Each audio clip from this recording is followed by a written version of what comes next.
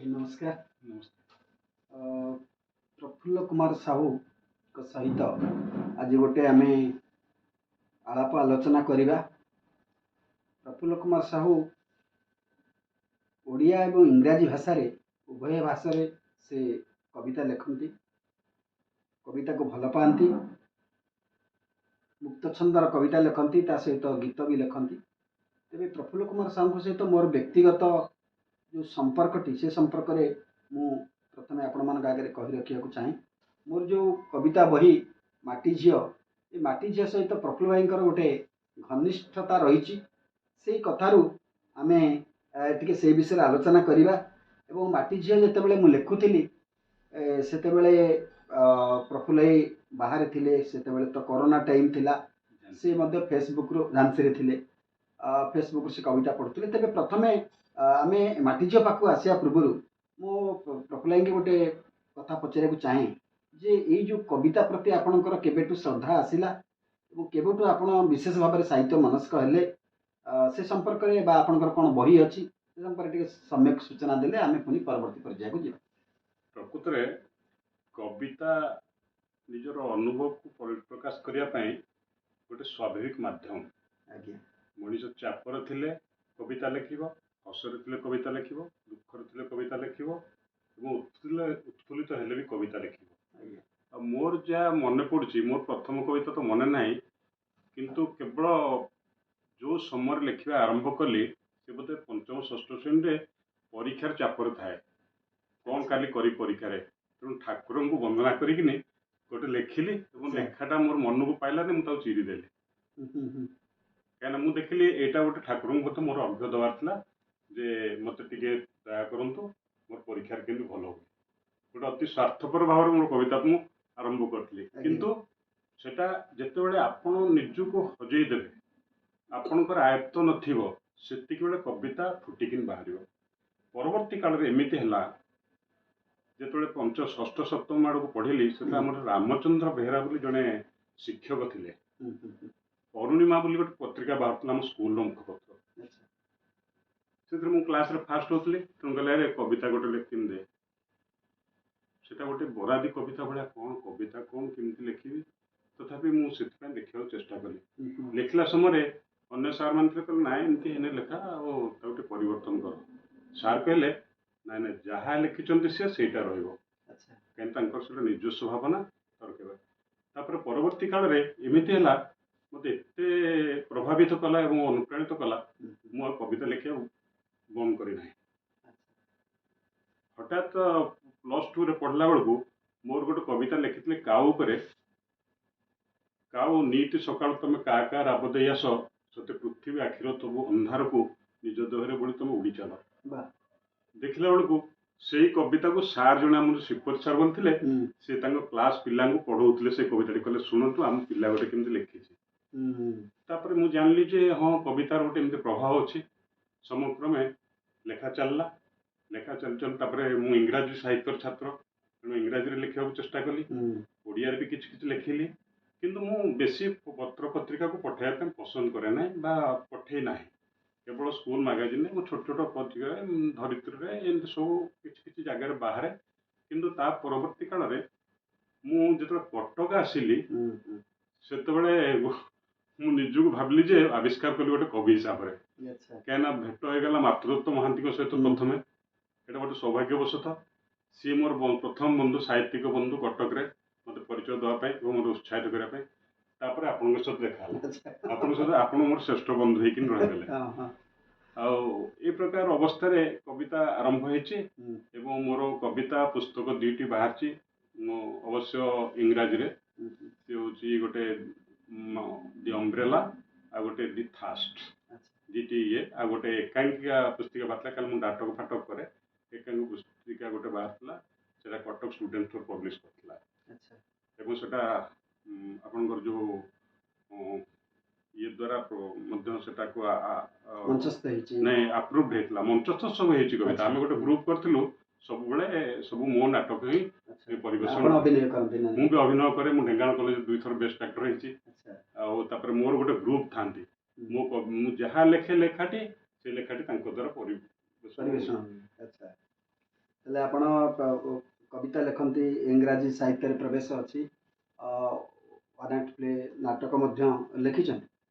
ତ ଯେତେବେଳେ କବିତା ଗୋଟେ ଆମ ସଂସ୍କୃତି ଏବଂ ଆମର ମହାନ ଗ୍ରନ୍ଥ ରାମାୟଣ ଉପରେ କିଛି ଲୋକ ରାମାୟଣକୁ ନେଇକରି କଟୁ ମନ୍ତବ୍ୟ ଦେଲେ ଏବଂ ରାମାୟଣ ସମ୍ପର୍କରେ ଭୁଲ କଥା ଲେଖିବାକୁ ଚାଲିଲେ, ସେ ସମୟରେ ମୋ ଭିତରେ ଗୋଟେ ଦୁଃଖ ତିଆରି ହେଇଥିଲା ଯେ, ଏବଂ ମୁଁ ଗୋଟେ ସଂକଳ୍ପ କରିଥିଲି ଯେ ପୁଣି ଆଉ ଥରେ ମୁଁ ନୂଆ କରି ଏ ରାମାୟଣକୁ ଲେଖିବି ଏବଂ ଆଗାମୀ ପିଢ଼ିର ବଂଶଧରମାନଙ୍କ ପାଖ ପାଇଁ, ଛାତ୍ରଛାତ୍ରୀମାନଙ୍କ ପାଇଁ ମୁଁ ପୁଣି ରାମାୟଣକୁ ନୂଆ ରୂପରେ ନୂଆ ରଙ୍ଗରେ ନେଇ ରଖିବି। ଏହି ସଂକଳ୍ପରୁ ଆରମ୍ଭ ହୋଇଥିଲା ଏବଂ ମୁଁ ଯେତେବେଳେ ମାଟି ଝିଅ ଲେଖୁଥିଲି, ଆପଣ ସେ ମାଟି ଝିଅକୁ ପଢ଼ି ମୋତେ ଅନେକ ଥର ପ୍ରେରଣା ଦେଇଛନ୍ତି। ତାପରେ ଆପଣଙ୍କ ଭିତରେ ଇଂରାଜୀରେ ଲେଖିବାର ଯେଉଁ ତାକୁ ଟ୍ରାନ୍ସଲେଟ୍ କରିବାର ଗୋଟେ ଭଲ ପାଇବା କେମିତି ତିଆରି ହେଲା, ସେ ସମ୍ପର୍କରେ ଆପଣ ଟିକେ କହିବେ। ସେ ସମୟ ମନେ ପଡ଼ୁଛି ଯେ କରୋନା ସମୟର ସେତେବେଳେ ସମ୍ପୂର୍ଣ୍ଣ ବହୁତ ସମୟ ମୋ ପାଖରେ ଥାଏ, କିନ୍ତୁ ମୁଁ ପ୍ରସନ୍ନାଙ୍କ କବିତା ସବୁ ଯାହା ପଢ଼ିଲି ଫେସବୁକ୍ରେ, ମାନେ ସିଏ ତ ଗୋଟେ ସମ୍ଭ୍ରାନ୍ତ, ମୁଁ ଭାବେ ରାଜ ପରିବାରର ଭଳି ମୋତେ ଲାଗନ୍ତି। ମାନେ କବି ହିସାବରେ ତାଙ୍କର ଭାଷା ସମ୍ଭ୍ରାନ୍ତ, ତାଙ୍କର ରୂପ ସମ୍ଭ୍ରାନ୍ତ, ସବୁ ଦେଖିକି ମୁଁ ତ ଏତେ ଅନୁପ୍ରାଣିତ ହେଲି। ମୁଁ କହିଲି ୟାକୁ ଏଇଭଳି କବିତାକୁ ଓଡ଼ିଆ ସାହିତ୍ୟରେ ମାନେ ଯେଉଁ ଭାଷା ବ୍ୟବହାର କରିଛନ୍ତି ତାକୁ ଇଂରାଜୀରେ କରିବା ସମ୍ଭବ ନାହିଁ। କିନ୍ତୁ ଇଂରାଜୀର ଛାତ୍ର, ଯେତେବେଳେ ମୁଁ ଭାବିଲି ଯେ ଏମିତି ଗୋଟେ ଭଲ ଜିନିଷଟାକୁ କେମିତି ଲେଖାଯାଇପାରିବ କି, ଯେତେବେଳେ ସମକ୍ରମେ ଯେତେବେଳେ ଚର୍ଚ୍ଚା କଲି ପ୍ରସନ୍ନଙ୍କ ସହିତ, ପ୍ରସନ୍ନଙ୍କୁ ମୁଁ କହିଲି ଅନୁବାଦ ମୁଁ କରିପାରିବି। ସେ କହିଲେ ହଁ ନିଶ୍ଚୟ, କାହିଁକି ନୁହେଁ। ତାପରେ ମୁଁ ଚେଷ୍ଟା କଲି ଲେଖିବା ପାଇଁ, କିନ୍ତୁ ମୋର ଭୟ ଥାଏ, କାହିଁକିନା ସିଏ ଯେଉଁ ଭାଷା ବ୍ୟବହାର କରିଛନ୍ତି ଏବଂ ଓଡ଼ିଆ ଭାଷାରେ ଯେଉଁ ଶବ୍ଦ ସବୁ ଅଛି ତାର ପ୍ରତିଶତ ଆକ୍ଚୁଆଲି ଇଂରାଜୀରେ ନାହିଁ ଅନେକ ଜାଗାରେ। ଆପଣ ଆକ୍ଷରିକ କରିପାରିବେନି ବା ସେମିତି ଗୋଟେ ଭାବଗତ ଏଇ ଭାବରେ ଯଦି କରିପାରିବେ, କିନ୍ତୁ ସେମିତି ତାର ଇଂରାଜୀର ଭାଷା ତାର ଭାଷା ସ୍ୱତନ୍ତ୍ର ଏବଂ ଓଡ଼ିଆରେ ମଧ୍ୟ ଭାଷା ସ୍ୱତନ୍ତ୍ର। କିନ୍ତୁ ଇଏ ବିକଜ୍ ଏଟା ଗୋଟେ ମାଇଥୋଲୋଜିକାଲ ଷ୍ଟୋରି ଉପରେ ଏବଂ ପ୍ରେଜେଣ୍ଟ ଟାଇମ୍କୁ ରିଲେଟ୍ କରିକି ରଖାଯାଇଛି, ଟିକେ ମଡର୍ଣ୍ଣ ଟଚ୍ ଅଛି, ସେଥିପାଇଁ ଗୋଟେ ଆଶା ସଞ୍ଚାର ହେଲା ହଁ ଲେଖାଯାଇପାରିବ। କିନ୍ତୁ ସେ ଭାଷାକୁ ଦେଖିକିନି ମୁଁ ପ୍ରଥମେ ଭୟ କରିଯାଇଥିଲି, ଭାବି ଲେଖିପାରିବିନି। ତାପରେ କେମିତି ଠାକୁରଙ୍କର କରୁଣା କ'ଣ ହେଲା ବା ମୋ ମନ ଭିତରେ ଯେଉଁ ଆସିଲା ଗୋଟେ ଚେତନା ଶ୍ରୀରାମଙ୍କ ପ୍ରତି, ମା ସୀତାଙ୍କ ପ୍ରତି, ସେଠୁ ମୁଁ ଲେଖିବା ଆରମ୍ଭ କଲି।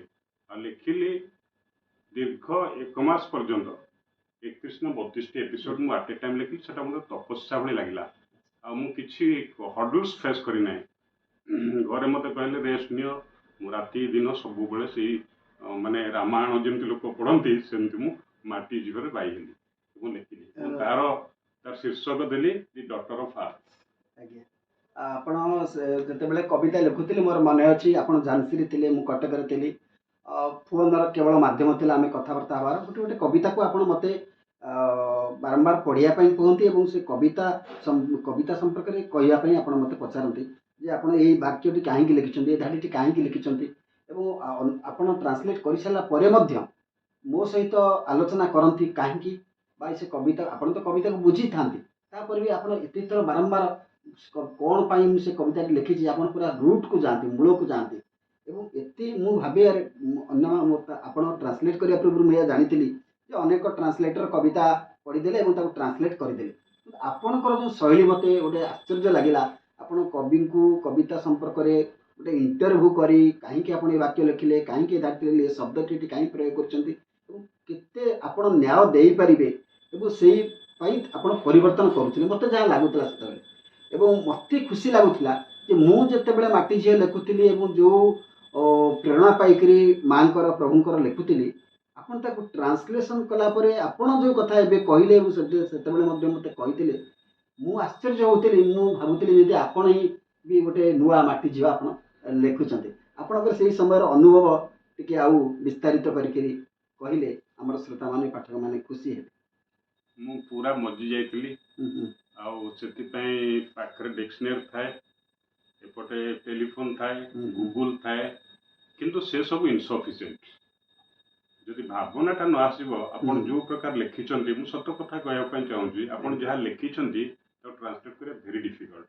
ଏବଂ ମୁଁ କେତେ ଦୂର ଜଷ୍ଟିସ୍ ଦେଇଛି ମୁଁ ବି କହିପାରିବି ନାହିଁ।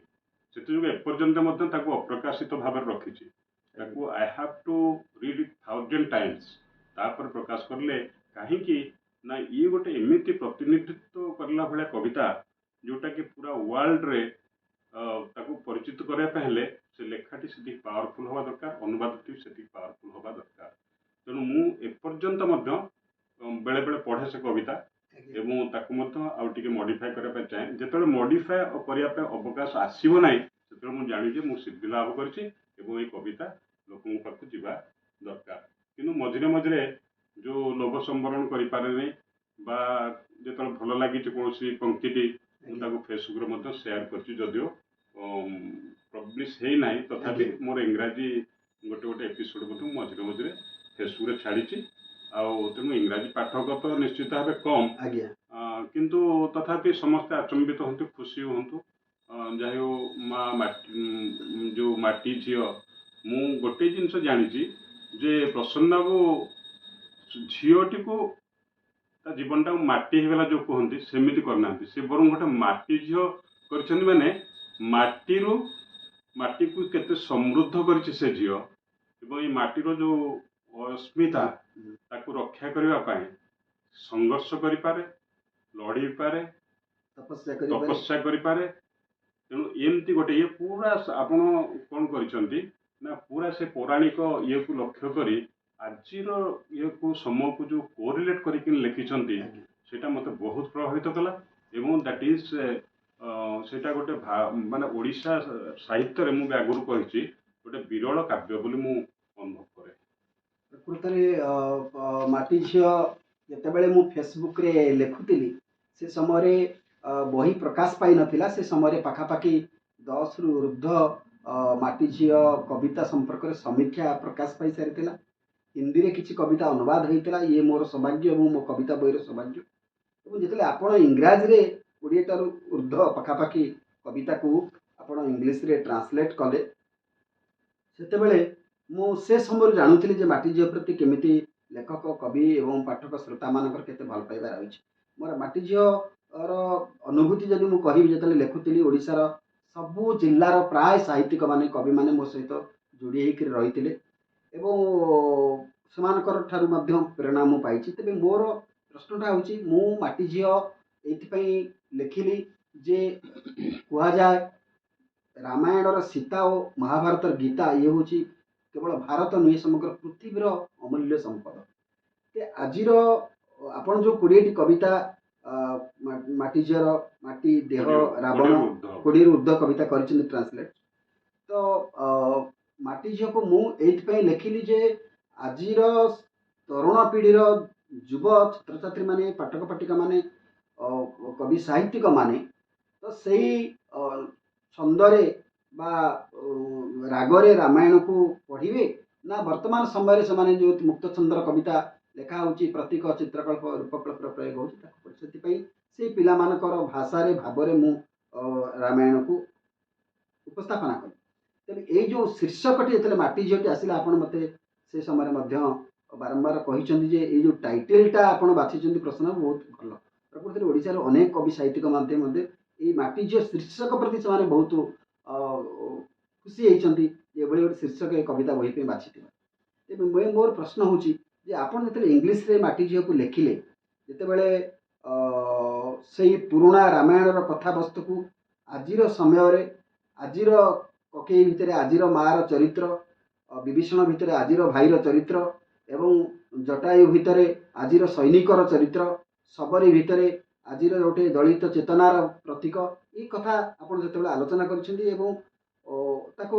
चेष्टा कर इंग्राजी रे ठीक भाव में न्याय देकर लिखा आपन जितेबाला निजे गोटे कविता लिखती आपंकर ओन क्रिएशन सी कविता एवं गोटे कविता गोटे ट्रांसलेशन करते को कविताटी लिखापी आपन को भल लगे ता भितर कौन पार्थक्य आप अनुभव करती गोटे as a poet and as a translator से कथा टिके पाठक मान आगे कह।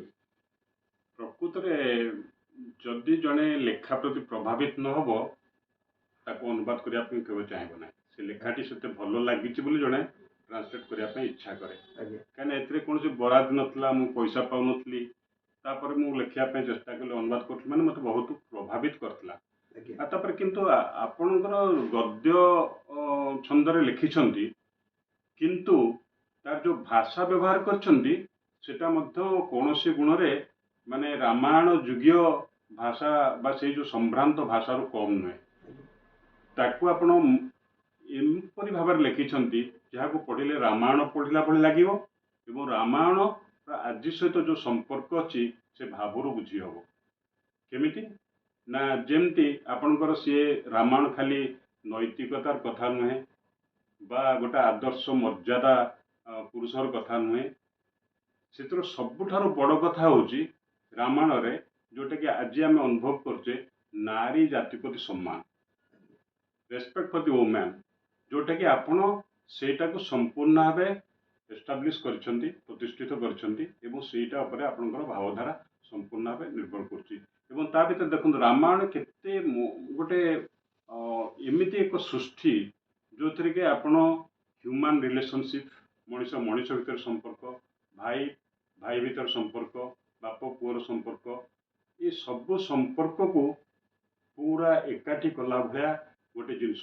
ଖାଲି ଖାଲି ମଣିଷ ସହିତ ନୁହେଁ, ପଶୁ ପକ୍ଷୀଙ୍କ ସହିତ ମଧ୍ୟ ସମ୍ପର୍କ, ଜଟାୟୁର କଥା ଆପଣଙ୍କର ଇଏ। ତେଣୁ ଏଇଟା ଗୋଟେ ପୂର୍ଣ୍ଣାଙ୍ଗ ଲେଖା, ରାମାୟଣ ଗୋଟେ ପୂର୍ଣ୍ଣାଙ୍ଗ କୃତି ଯୋଉଟାକି ସବୁ ଯୁଗରେ ସମସ୍ତଙ୍କୁ ପ୍ରଭାବିତ କରିଛନ୍ତି ଏବଂ ଏଇଟା ହେଉଛି ଠାକୁରଙ୍କର ଆଶୀର୍ବାଦ। ଆପଣ ସେଥିରେ କିଛି ସମୟ ଦେଇଛନ୍ତି ଏବଂ ଆପଣ ନିୟୋଜିତ କରିଛନ୍ତି। ମୋର ବି ଭାଗ୍ୟ, ମୁଁ ବି ମାଟି କଥା ଉପରେ, ମାଟି ଝିଅ ଉପରେ କିଛିଟା ଲେଖିଲି ଏବଂ ଅନୁବାଦ କଲି। କିନ୍ତୁ ଅନୁବାଦ ଆଉ ଇଏ ଭିତରେ ତଫାତ ହେଲା, ଆପଣ ନିଜ ଲେଖା ପଢ଼ିକି ମଧ୍ୟ ଅନେକ ସମୟରେ ଆପଣ ଉଦ୍ବୁଦ୍ଧ ହେଇପାରନ୍ତି ନାହିଁ। ଗୋଟେ ଗୋଟେ କବିତା ଭଲ ଲାଗିବ, ବଢ଼ିଆ ହେଲା, କିନ୍ତୁ ଅନୁବାଦ ବି ବହୁତ ଚମତ୍କାର ସୃଷ୍ଟି କରେ। ଇକ୍ୱାଲି ଯଦି ଅନୁବାଦ କଲେ ବି ଆପଣ ହୁଏତ ଲେଖାଟାରୁ ପ୍ରଥମ ମୂଳ ଲେଖାଟାରୁ ଭଲ ହେଇପାରେ ବା ମୂଳ ଲେଖାଟାରୁ ଟିକେ ନ୍ୟୁନ ହେଇପାରେ। ତେଣୁ ସେଟା ସେଇ ଯୋଉ ସମୟର ଯୋଉ ଲେଖାଯାଏ ଏବଂ ଲେଖାର ତମର ଭାବ, ସେଟା ଗୋଟେ ଆକ୍ଚୁଆଲି ଆପଣ ଦେଖନ୍ତୁ ଆମେ ପଢ଼ିନୁ ଟାଗୋରଙ୍କର ଗୀତାଞ୍ଜଳି, ତାଙ୍କର ଅରିଜିନାଲ ମୁଁ ପଢ଼ି ନାହିଁ କିନ୍ତୁ ଇଂଲିଶ ପଢ଼ିଛି। ଇଂଲିଶଟା ବି ଏତେ ସୁନ୍ଦର ଭାବେ କରାହେଇଛି ଯୋଉଟାକି ଆପଣ ଆମେ କୌଣସି ଗୁଣରେ ତାଙ୍କର ବେଙ୍ଗଲୀରୁ କମ୍ ନୁହେଁ ବୋଲି ମୁଁ ଅନୁଭବ କରେ। ସେଇ ଭାବନା ଆସେ, ସେଇ ପ୍ରକାର ଇଏ ଏବଂ ସବୁ ତାର ଯୋଉ ଭାଷା ଯେମିତି ବ୍ୟବହାର କରିଛନ୍ତି ଗୋଟେ ଶିହରଣ ସୃଷ୍ଟି କରିଦେଇ ପାରୁଛି। ତେଣୁ ଅନୁବାଦ ଲେଖା ସବୁ ଭିତରେ ଗୋଟେ ଥାଏ, ଆବେଗ ଥାଏ ଏବଂ ଯୋଉଟା ଯେତେବେଳେ ସମୟ ଅନୁସାରେ ପ୍ରଭାବିତ କରେ, ଥରେ ଥରେ ଆପଣଙ୍କୁ ଚମତ୍କୃତ କରେ ନିଜର ଅନୁବାଦ ଏବଂ ଥରେ ଥରେ ମଧ୍ୟ ଆପଣ ନିଜ ଲେଖା ନିଜକୁ ଚମତ୍କୃତ କରେ। ତେଣୁ ଇକ୍ୱାଲି ବାଲାନ୍ସ, ମାନେ ଦୁଇଟି ଯାକ ସୃଜନକ୍ରିୟା। ଏବଂ ବହୁତ ସୁନ୍ଦର ଭାବରେ ଆପଣ ଅନୁବାଦ। ଆଉ ଗୋଟେ କଥା କହିବି, ମାଟି ଝିଅ, ଆପଣ ଦିଟି ଶବ୍ଦରେ ବା ଗୋଟିଏକୁ ମିଶେଇ ଦେଇକି ଶବ୍ଦରେ ମାଟି ଝିଅ କଲେ, କିନ୍ତୁ ମୁଁ ତାକୁ କହିଲି ସେମିତି ଟାଇଟଲଟା କେମିତି କରିବି। ହୁଏତ ମାସ ମାସ ବିତିଗଲା କିନ୍ତୁ କରିପାରିଲି ନାହିଁ, କାହିଁକିନା ସେମିତି ଶବ୍ଦ ନାହିଁ ଇଂରାଜୀରେ। ତେଣୁ ମୋତେ ଗୋଟେ ଫ୍ରେଜ୍ ଲେଖିବାକୁ ପଡ଼ିବ, ଦି ଡଟର ଅଫ୍ ଆର୍ଥ। ଏଇଠି ହେଉଛି ଡିଫିକଲ୍ଟ, ପ୍ରତ୍ୟେକ ଭାଷାର ସ୍ୱାତନ୍ତ୍ର୍ୟ ଅଛି। ତେଣୁ ଦି ଡଟର ଅଫ୍ ଆର୍ଥ କହିଲେ ଜଣକୁ ଯୋଉ ଭାବନା ଆସିବ, ମାଟି ଝିଅ କହିଲେ ସେ ଭାବନା ଆସିବ ନାହିଁ। ମାନେ ମୁଁ ଭାବୁଛି ମାଟି ଝିଅ ଆପଣଙ୍କ ଯୋଉ ଶୀର୍ଷକ ବେଶୀ ପ୍ରଭାବଶାଳୀ ଦି ଡଟର ଅଫ୍ ଆର୍ଥ ଅପେକ୍ଷା। ହୁଏତ କେତୋଟି ଲାଇନ୍ ଇଂରାଜୀରେ ଅଛି ଯୋଉଟାକି ଆପଣଙ୍କୁ ବହୁତ ଉଲ୍ଲସିତ କରିବ। ଆଉ ମୁଁ ମଧ୍ୟ ଭାବେ ଯେ ମାଟି ଝିଅ ଶୀର୍ଷକଟି ଠିକ୍। ତାକୁ ମୁଁ ଭାବୁଥିଲି ଲେଖିବା ପାଇଁ ମାଟି ଝିଅ ବ୍ରାକେଟରେ ଦି ଡଟର ଅଫ୍ ଆର୍ଥ ଲେଖିବା ପାଇଁ ଭାବୁଥିଲି, ନାଇଁ ସେଟା ଟିକେ ଇଏ ହବ ଯଦି ଅନୁବାଦ କରାହେଲା। ତେଣୁ ମୁଁ ମଧ୍ୟ ଖୋଜୁଥାଏ ଗୋଟେ ସିଙ୍ଗଲ ୱାର୍ଡ ଯେମିତି ମାଟି ଝିଅ ସେମିତି ତାକୁ କରିବା ପାଇଁ, କିନ୍ତୁ ପାରିଲି ନାହିଁ, କାହିଁକିନା ମୋର ଜ୍ଞାନ ନାହିଁ ବା ଇଂରାଜୀରେ ସେମିତି ଶବ୍ଦ ନାହିଁ। ଆପଣଙ୍କର ଏଇ ମୂଲ୍ୟବାନ କଥା ମାଟି ଝିଅ ପାଇଁ ଏବଂ ଆପଣଙ୍କ ସାହିତ୍ୟ ଜୀବନର କଥା ବିଷୟରେ ଆମେ କିଛି କଥା ହେଲେ, ମୁଁ ଈଶ୍ୱରଙ୍କ ପାଖରେ ପ୍ରାର୍ଥନା କରିବି ଆପଣ ଆହୁରି ବହୁତ ସୁନ୍ଦର ଲେଖାକୁ ଟ୍ରାନ୍ସଲେଟ୍ କରନ୍ତୁ ଏବଂ ନିଜେ ମଧ୍ୟ ନିଜର ସୃଜନ କର୍ମ ଆହୁରି ଆଗକୁ ଯାଉ ଏବଂ କଟକରେ ଆପଣ ଯେତିକି ଦିନ ରହୁଛନ୍ତି ସାହିତ୍ୟ ସହିତ ଯୋଡ଼ି ହୋଇ ରୁହନ୍ତୁ ଏବଂ ସାହିତ୍ୟର ଓଡ଼ିଆ ଭାଷା ଆହୁରି ଆଗକୁ ଅଗ୍ରଗତି କରୁ। ଆପଣ ତ କହିଲେ ସବୁଠୁ ଭଲ କଥା ଯେ ମାଟି ଝିଅ ହେଉଛି ରେସ୍ପେକ୍ଟ ଟୁ ଓମ୍ୟାନ୍, ଗୋଟେ ନାରୀ ଜାତିକୁ ସମ୍ମାନ ଦେବାର ଏକ ମହାକାବ୍ୟ ହେଉଛି ମାଟି ଝିଅ। ଏଇ କଥାରେ ଆଜି ଆମେ ଆଜିର ଏଇ କାର୍ଯ୍ୟକ୍ରମକୁ ଏଇଠି ଶେଷ କରିବା। ନମସ୍କାର।